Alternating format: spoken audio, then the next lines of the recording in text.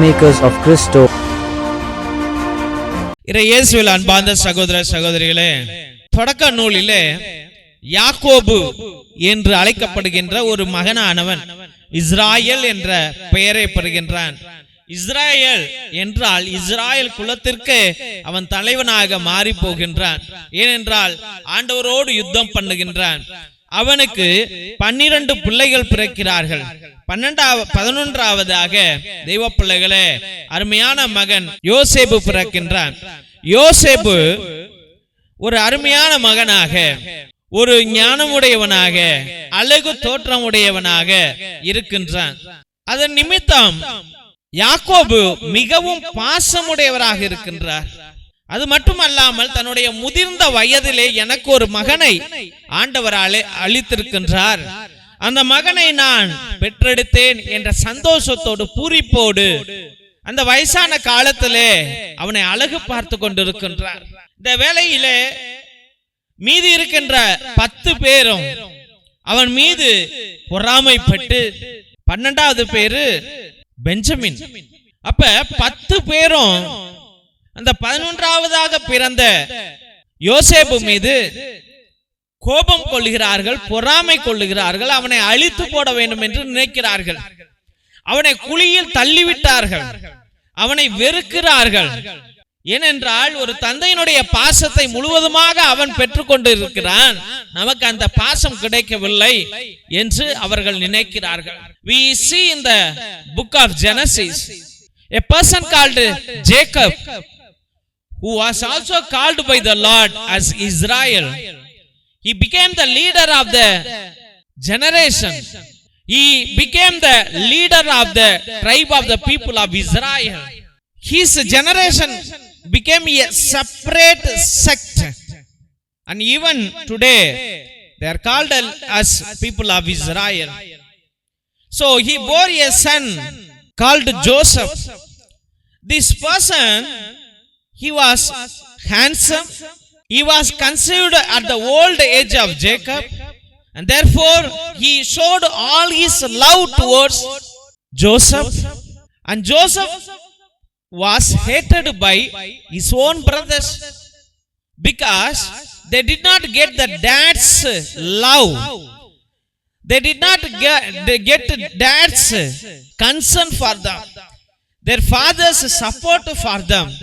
Jacob gave a very good dress, a beautified dress to Joseph, and these children of 10 children hated it. Therefore they wanted to kill him. They were jealous of him. They did not want him to live with them. Therefore they planned to kill him. And one day the father Jacob sends Joseph to his brothers who were grazing the sheep. There he was put into a pit. They planned vulgarly. They scolded him. They wanted to kill him. At the end they sold to some other Egyptians or Ismailites for 20 rupees. For 20 pounds they are selling him. தெய்வ பிள்ளைகளே, அந்த மகனை அவர்கள் பொறாமையோடு கண்டார்கள். அதனால் அவனை அழிக்க வேண்டும் என்று நினைத்தார்கள். அவனை ஒரு குழியில் போட்டார்கள். அவனை இஸ்மாயிலர்களுக்கு 20 வெள்ளிக்காசுகளுக்கு விற்றுவிட்டார்கள். அவர்கள் போட்ட திட்டம் நிறைவேறிவிட்டது. They executed their plan and they were so happy now. They were so happy. அவர்கள் மிகவும் சந்தோஷம் அடைந்தார்கள். காரணம், அவர்களின் பொறாமை எண்ணம், அவருடைய தீய திட்டங்கள் நிறைவேறிவிட்டது. They were happy because their criminal plan got succeeded. Their jealous on their brother got fulfilled. They finished the mission. Now they were so happy.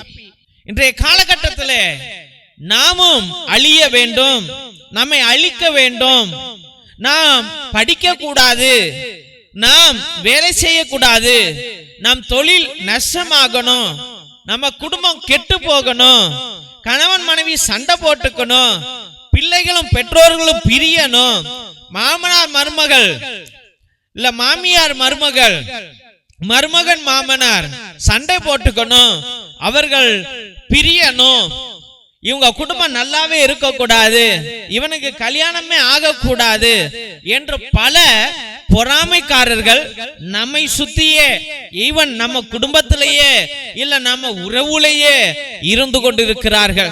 My dear brothers and sisters, today there are many people thinking that we should not get married, or we should not conceive a child, or he should not study, this family should be spoiled, this family should be separated, there should be fight between mother-in-law and daughter-in-law, there should be fight between son-in-law and father-in-law, and this business should not grow, he should not get a profit, he should get a loss, and this family, this person should be destroyed. So these things are being living around us through our own relatives, our own family members, or our own neighbors. These people don't want us to lead a happy life. They are always waiting for a chance to pull us down, or to put us down, or push us down. They want our destruction, not construction. They want our sadness, they want our tears, they don't want our happiness. These people are nowhere, they are just nearby, they are here, they are surrounding us, they are living with us. Likewise, these 10 brothers wanted to kill Joseph. தெய்வ பிள்ளைகளே, இன்றைய காலகட்டத்தில் யோசேப்பை கொல்ல அவன் சகோதரர்களே முற்பட்டார்கள். அவனை விற்று விட்டார்கள், அவனை விற்று விட்டார்கள். நம்ம அழிகிற வரைக்கும் நம்மளை விடாது இந்த உலகம், நம்மளை சாகடிக்கிற வரைக்கும், செத்த கூட நம்மளை பத்தி தவறா பேசுற ஒரு சில ஜென்மங்கள் நம்முடைய மத்தியிலே வாழ்ந்து கொண்டிருக்கிறது. Till we die, this world will not allow us to live a happy life. Even after death, they will be criticizing us, they will be speaking ill of us. This is what this world. Likewise, we also see in the gospel, a landowner, he plowed, he planted, and he put fencing for his land, and he gave the field to some leasers. They were maintaining the farm, and after once the season came, and once the cultivation time came, they started to behave in a different way. They did not respect the workers, they did not respect the agents of the owner, they did not respect even the in charge of the owner, they did not even respect the son of the owner. They killed him, they brutally beat him, they neglected him, they were jealous of him. My dear brothers and sisters, at last the son died. At the end, the father, the owner, comes and he brutally kills everyone, punishes everyone, and he throws them away. And again, a new form of life, a new form of blessing, a new form of creation begins there. He enters the same land to someone, and they were looking after it nicely. They punished him, the father punished them just because they neglected the son. தெய்வ பிள்ளைகளே, பைபிள்ல பார்க்கிறோம், ஒரு owner ஆனவர் தன்னுடைய நிலங்களை எல்லாம் உழுது அதற்கு வேலியை அமைத்து நல்ல விதைகளை விதைத்து அதற்கு கொடிகளை கட்டி அதை குத்தகைக்காரருக்கு விட்டு செல்கின்றார்.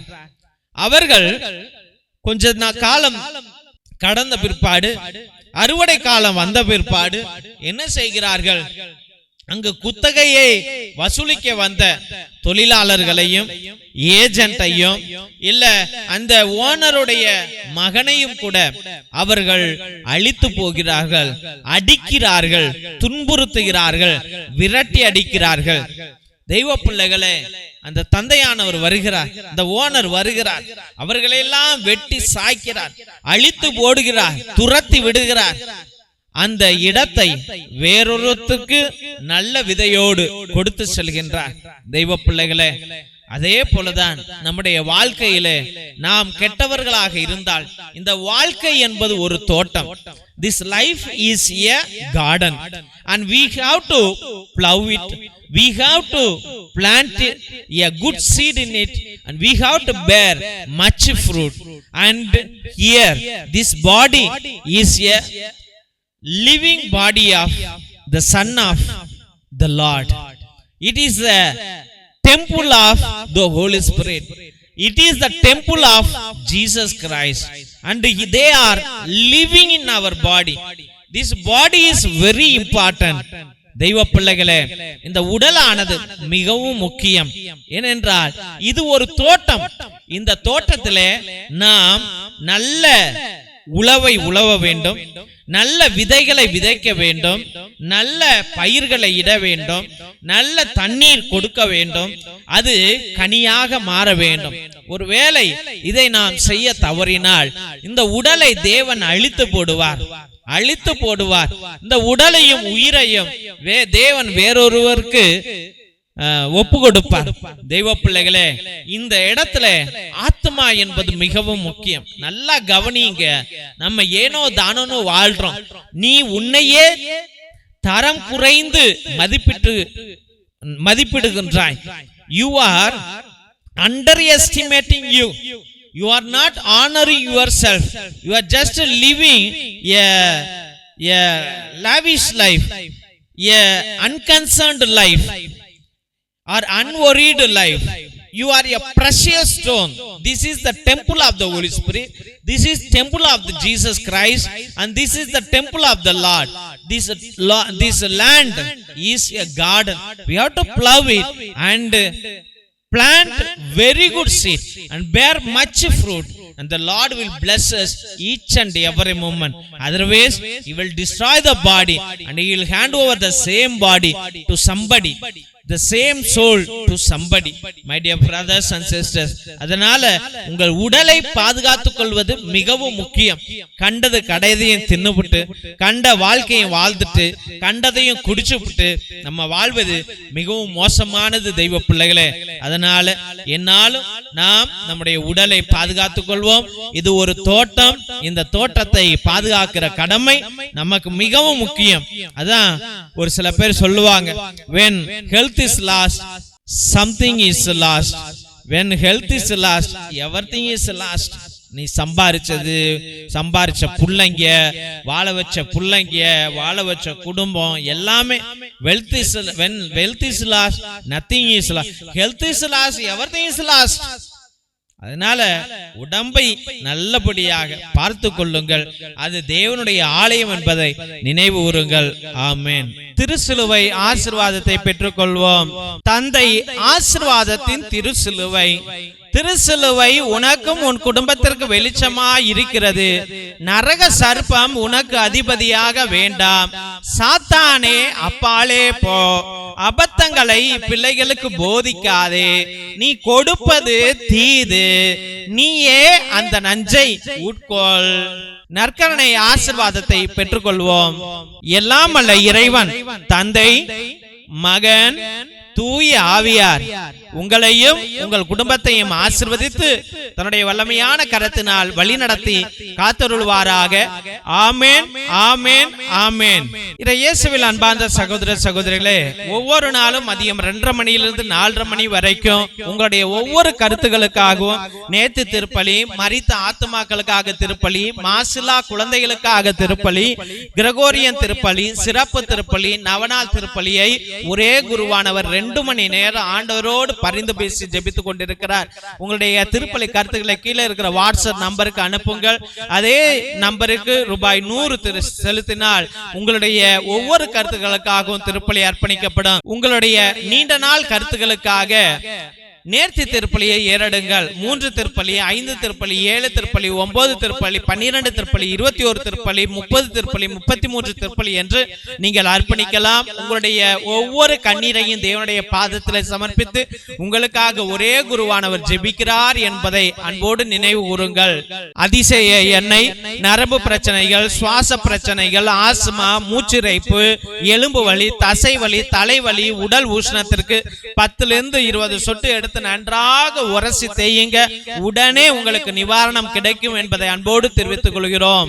கருணை எண்ணெய், மெர்சி ஆயில், தோள்பட்டை வலி, கழுத்து வலி, இடுப்பு வலி, கால் வலி, மூட்டு வலி, தலைவலி, தசைப்பிடிப்பு, பக்கவாதம், முடக்குவாதம், மூட்டுவாதம் அனைத்திற்கும் 10 to 20 சொட்டு எடுத்து நன்றாக தேயுங்கள். உடனே உங்களுக்கு நிவாரணம் கிடைக்கும் என்பதை அன்போடு தெரிவித்துக் கொள்கிறோம். தெய்வ பிள்ளைகளே, இந்த எண்ணெய்கள் தேவனால் கொடுக்கப்பட்ட எண்ணெய். இது தேங்காய் எண்ணெயோ மற்ற எண்ணெயோ கிடையாது. தெய்வ பிள்ளைகளே, இது மூலிகை எண்ணெய். தேவன் அதிசயங்களை செய்ய வல்லமையாக கொடுத்த எண்ணெயை நீங்கள் வாங்கி பயன்படுத்தும்படியாக அன்போடு வேண்டுகின்றோம். ரத்தத்தின் விடுதலை ஜெப புத்தகம் எல்லா செய்வினை, மாய மந்திர கட்டுகள், குடும்ப கட்டுகள், தொழில் கட்டுகள், தகடு, தாயத்து, நோய் கட்டுகளில் இருந்து விடுதலை கொடுக்கிற வல்லமையுள்ள ஜெப புத்தகம். தெய்வ பிள்ளைகளே, 120 வருடம் பழமையானது. நம்முடைய மூதாதையர்கள் அந்தோனியா தகடு, ஜார்ஜியா தகடு எழுதுவதற்கு பயன்படுத்த ரகசிய ஜெபங்கள் உடையவை. இதை நீங்கள் வாங்கி பயன்படுத்தும்படியாக அன்போடு வேண்டுகின்றோம். தெய்வ பிள்ளைகளே, இந்த YouTube channel Jesus TV father David என்ற சேனலை தயவுசெய்து சப்ஸ்கிரைப் பண்ணுங்க. இதை ஷேர் பண்ணுங்க. உங்களுடைய வாட்ஸ்அப் ஸ்டேட்டஸ்ல வையுங்க, வாட்ஸ்அப் குரூப்ல வையுங்க. இந்த ஊழியத்தை நீங்களும் பலப்படுத்தும்படியாக அன்போடு வேண்டுகின்றோம். மற்றுமாக எங்களுடைய ஏழை எளிய பிள்ளைகளுக்கு உங்களால் முடிந்த பழைய துணி, பத்தாவது துணி, நோட்டு, பேனா, புத்தகங்கள் என்று நீங்கள் அனுப்பலாம் என்பதை அன்போடு தெரிவித்துக் கொள்கிறோம். God bless you all. Praise the Lord. Hallelujah.